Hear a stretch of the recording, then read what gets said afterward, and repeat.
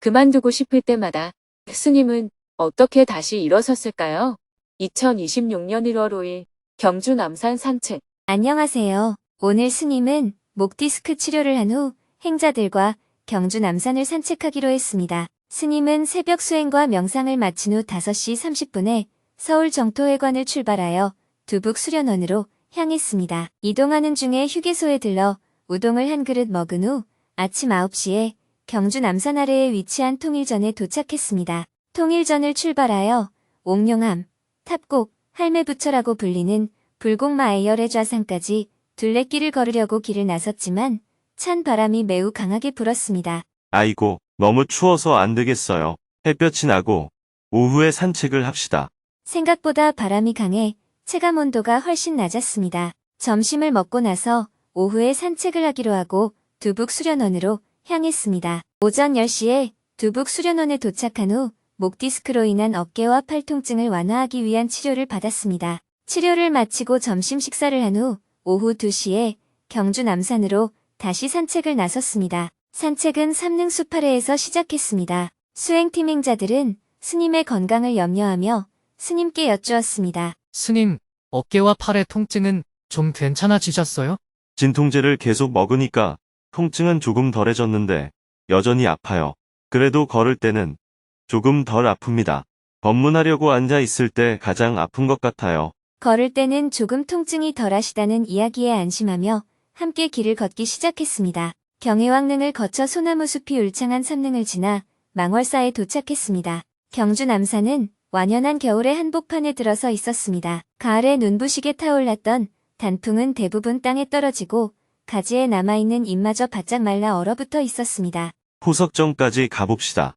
태진지를 거쳐 지마왕릉을 지나 포석정에 도착했습니다. 숨을 들이쉴 때마다 서늘한 겨울 냄새가 배 깊숙이 스며들었습니다. 산으로 올라가 봅시다. 조금만 올라가면 넓은 저수지가 있어요. 아마 얼음이 얼었을 겁니다.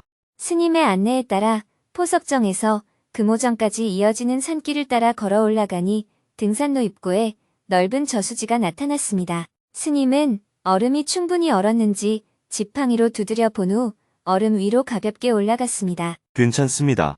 들어와 보세요. 얼음이 깨져 물에 빠지더라도 죽을 정도는 아니에요. 물이 깊지는 않습니다. 얼음 밑으로 물고기가 지나가는 것이 보였습니다. 스님이 얼음 위를 내달리다 걸음을 멈추는 순간 신발이 그대로 미끄러져 앞으로 쭉 나아갔습니다. 스님은 어릴 적 이야기를 들려주었습니다. 제가 어릴 때는 썰매를 직접 만들어서 타고 놀았어요. 나무와 철사만 있으면 썰매를 만들 수가 있어요. 얼음이 풀리기 시작할 무렵이면 얼음의 겉은 단단해 보여도 속은 이미 약해져 있습니다.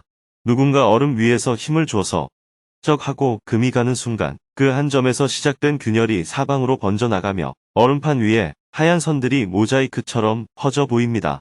그땐 친구들과 겁도 없이 누구 한 사람 먼저 빠질 때까지 계속 힘을 줬는데 지금 생각하면 한순간에 물로 빠질 수도 있는 아찔한 장난이었습니다. 얼음 위에서 어릴 적 추억을 떠올리며 이야기를 나눈 후 다시 산을 내려왔습니다. 산은 너무 춥네요.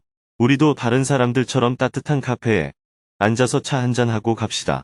포석정을 나와 카페에 들러 차 한 잔을 마시며 다음 2차 천일결사에서 어떤 일을 해나갈지에 대해 이야기를 나눈 뒤 다시 두북 수련원으로 돌아왔습니다. 두북 수련원에 도착하자 산 너머로 해가 저물었습니다. 저녁 식사를 함께 하면서 스님은 수행팀 행자들과 마주 앉아 담소를 나누었습니다.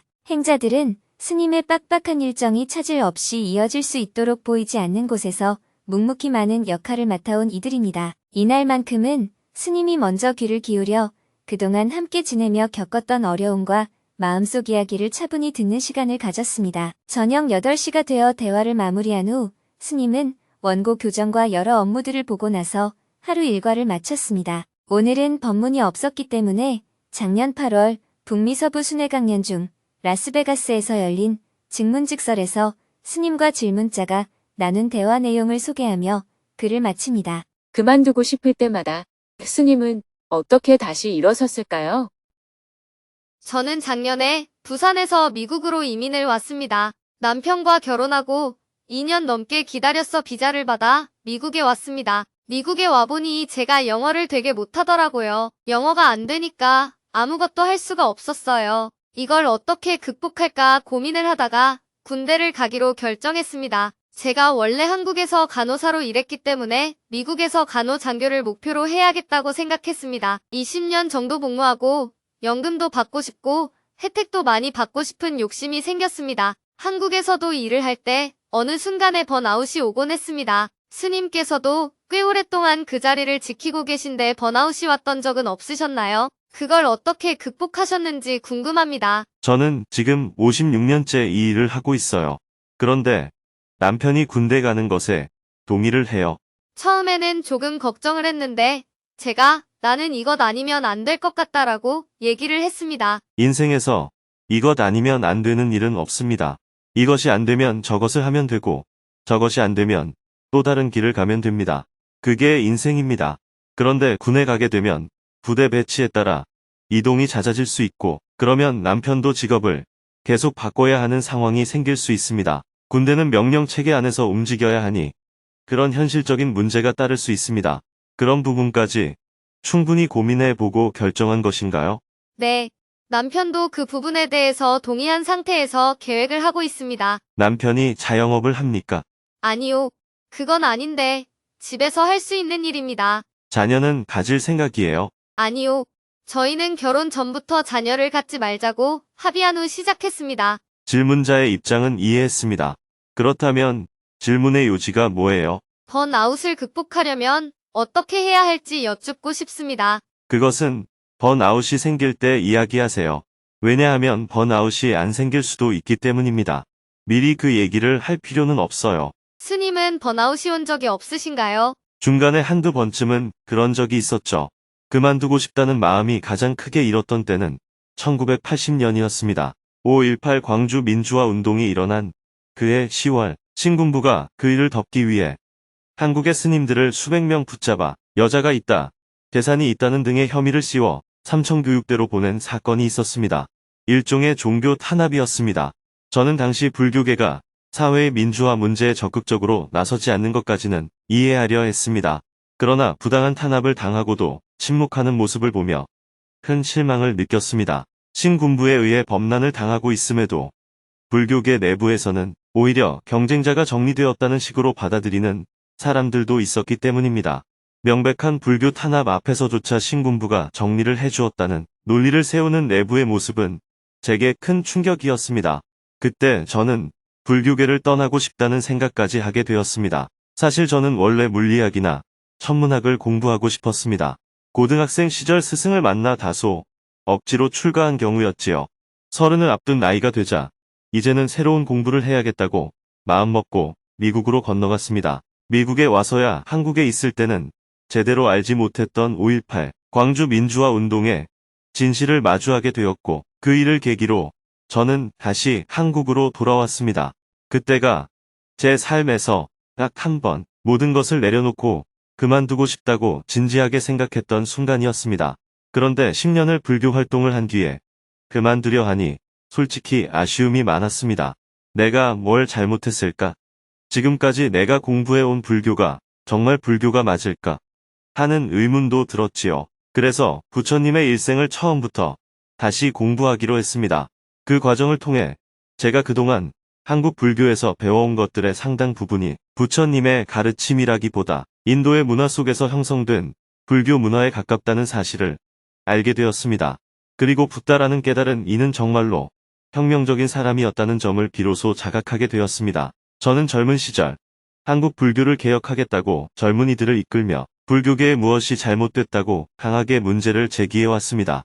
그런데 이것은 불교가 아니구나라는 생각이 들자 불교 개혁 자체에 대한 관심이 사라져 버렸습니다.